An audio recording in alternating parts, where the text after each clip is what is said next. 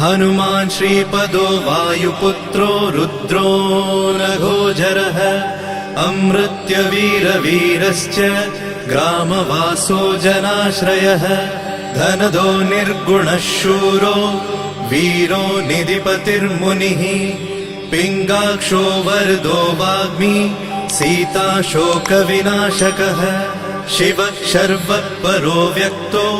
व्यक्ताव्यक्तो धराधरः पिङ्गकेशः पिङ्गरोमा श्रुतिगम्यः सनातनः अनादिर्भगवान् देवो विश्वहेतुर्जनाश्रयः आरोग्यकर्ता विश्वेशो विश्वनाथो हरीश्वरः भर्गो रामो रामभक्तः कल्याणप्रकृतिस्थिरः विश्वम्भरो विश्वमूर्तिर्